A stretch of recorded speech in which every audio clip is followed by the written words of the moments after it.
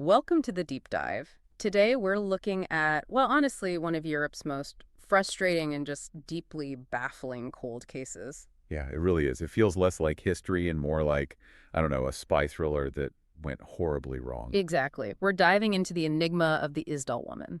It's just this incredible puzzle of someone trying to vanish. I mean, this isn't just about an unidentified body. No, it's much more. It's about how someone back in 1970 went to absolutely staggering lengths to erase themselves, leading to this death surrounded by just tons of contradictory clues. And the setting itself, Bergen, Norway, 1970.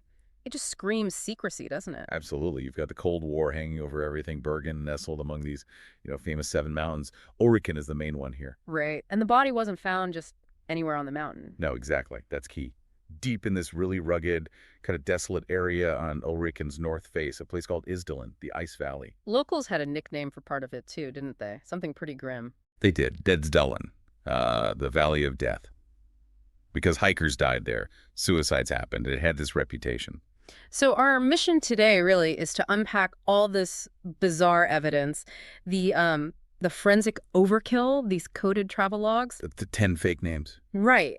Try and understand why she went to such lengths to hide and, how she ended up dead in such a desolate place. It's a tall order, but let's get into it. Okay, let's start with the discovery itself. November 29th, 1970, you've got this professor hiking with his two young daughters. Yeah, and they're off the main path in this pretty dense, wooded part of the valley. And they find her, sprawled on the rocks, a badly charred body. It's chilling. And you mentioned the daughters, apparently, even now as adults, they just won't talk about it, understandably. Absolutely horrifying. The body itself, naked, burned almost beyond recognition. And the position she was found in, the pugilistic pose, they call it, arms drawn up like a boxer. Which happens with severe burns, right? Muscle contraction. Exactly. It tells you the fire was intense, not a peaceful death, clearly.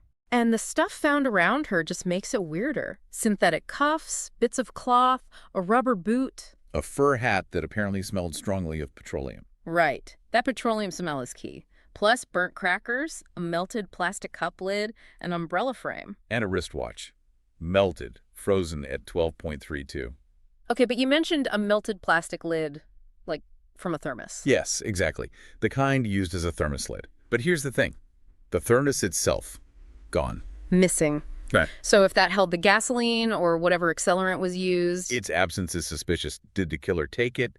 Did she somehow dispose of it before the fire? It points towards maybe a cleanup or staging, not just an accident or a simple suicide. Okay, let's get into the cause of death, because this is where it goes from mysterious to, well, you called it overkill. Right. Forensics figured she'd been dead about 6 days. This lines up pretty well with someone reporting seeing smoke in the valley on November 23rd, around noon, actually. 6 days. And the cause? Not straightforward at all. Not at all. It was ruled a combination. Two distinct lethal things happening. First, carbon monoxide poisoning, meaning she was breathing when the fire started. Correct. They found soot in her lungs. Confirmed it. Okay. And the second thing? A massive overdose.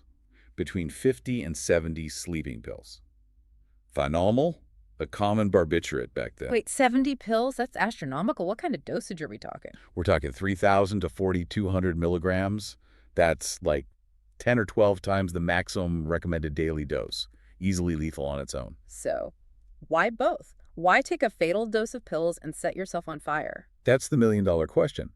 It suggests the goal wasn't just death, maybe, but complete obliteration of the body, of identity. But there's a practical problem here, too, isn't there? With the pills. A huge one. They found 12 pills undigested, meaning she likely took those right before death. The main dose, probably a couple of hours earlier. So how on earth could someone hike up that incredibly rough terrain, the Valley of Death, after swallowing that many barbiturates? Exactly. You'd expect stupor unconsciousness pretty quickly with that dose. Yeah. Walking unaided seems, well, almost impossible. Which leads back to the idea of staging. Was she carried there? Was this scene set up after she was already dead or dying? It certainly makes you wonder. The overkill seems planned, but the location implies someone had to get her there. It's a real puzzle. Okay, so the scene is baffling. But then the police catch a huge break, right? Only 3 days later. Yeah, a massive break. Expired lockers at the Bergen train station. Inside, 2 suitcases. And they belong to her. How did they know? Sunglasses. Inside one of the bags, they lifted a perfect fingerprint, matched it to the body. Confirmed. These were the Isdal Woman suitcases. And inside, this is where the whole disguise angle explodes, right? Oh, absolutely. It was like finding a spy's go bag. Clothes, but with all the labels meticulously cut out. Shoes, boots, 500 German marks. Labels cut out. That takes effort. What else? A sharp scalpel-like knife, multiple wigs, including a distinctive mahogany brown one made in France, even prescription eczema cream, but with every single identifying mark scratched off the tube. Wow. The dedication to anonymity is just intense. Total. But the biggest find, probably, was a notebook, not blank. It had these tables, 4 of them, just numbers and letters. What's a code? A code, like spy stuff. That's what they thought at first. They brought in Norwegian military intelligence, but they cracked it pretty quick. Was it military secrets? Nope, not at all. It was actually a travel record, her own movements. A coded travel diary. That seems odd. Very odd. The numbers were dates. The letters stood for months or cities. Like, 11M16ML meant March 11th to March 16th in a city starting with L. So she's organized enough to keep a coded log of where she stayed. But it's tracking mundane hotel stays. It's this weird mix of high-level secrecy and just personal travel. And this helped the police trace her. Immensely. Using the descriptions they gathered in this deciphered code, they tracked her stays in 9 different hotels across Norway. Found 4 travel forms she filled out, too. And the names she used? 10 different aliases, all fake. All written in the same handwriting, though. Passports mentioned were fake, addresses fake, just constant obfuscation. 10 names. That's not a carefully crafted cover. That sounds more like panic. It does seem frantic, doesn't it? Not 1 or 2 solid identities, but just throwing up smoke screens constantly. She was always moving, switching rooms. And the code suggests Rome was important. She seemed to go back there, but some entries are still unsolved. So you have this highly organized code, but desperate, flimsy identities. How do the theories try to square that circle? Well, that's where it gets really interesting. Yeah. And confusing. First, you have to remember the eyewitness descriptions were all over the place. Right. You mentioned that. Young, old, American, French, Slavic. Exactly. The only consistent things were her teeth, distinctive gold crowns, and a gap at the front. Okay, so theory 1, the spy. Cold War, Bergen's a hot spot because of missile testing. Penguin-guided missiles, yeah. It fits the codes, the disguises, the fake names. No. There was even one witness who claimed they saw her talking to a naval officer near the testing site. Seems plausible on the surface. There's always a but with this case. A big but. Experts, like actual spy catchers and even former KGB officers, pushed back hard against the spy theory. Why? What didn't fit? Her behavior, mainly.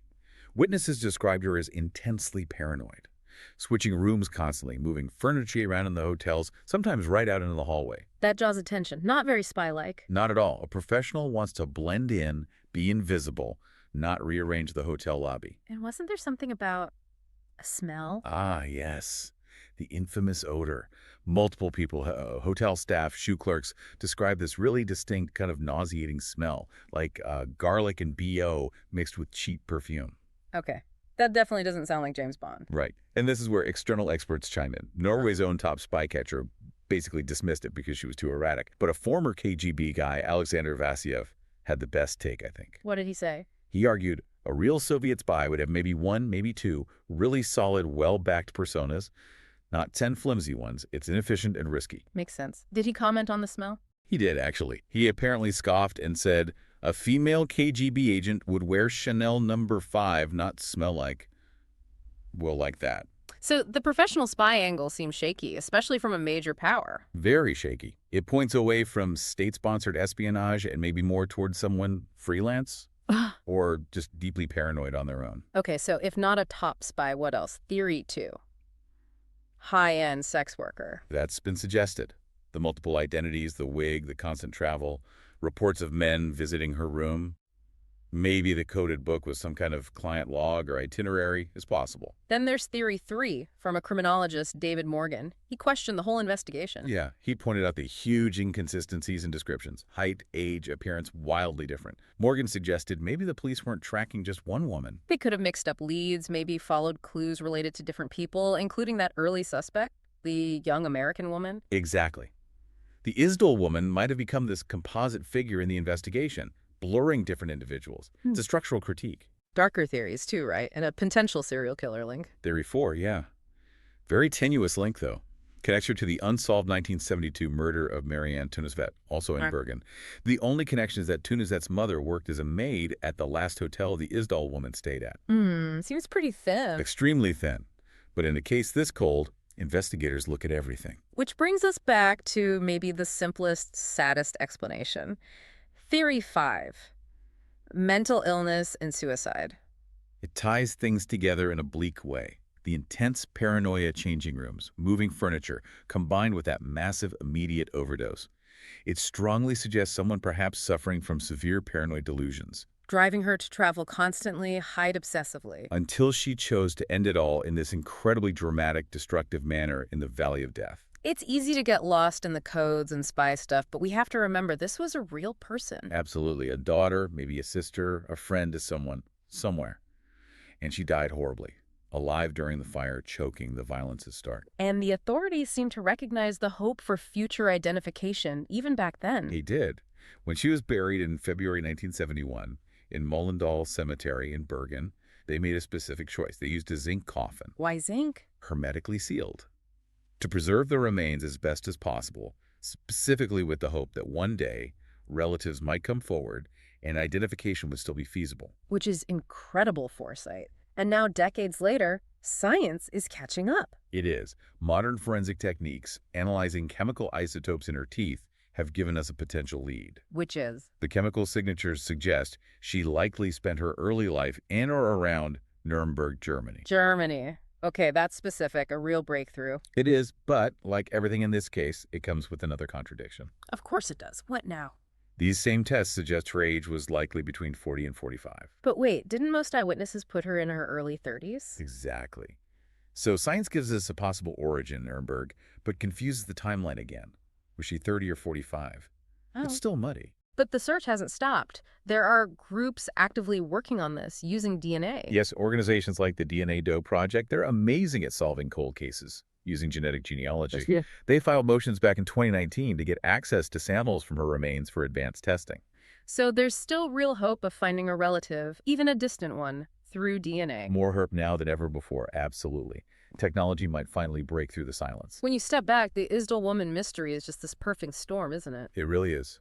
Cold War paranoia, intense personal secrecy, that forensic overkill, and wildly conflicting accounts.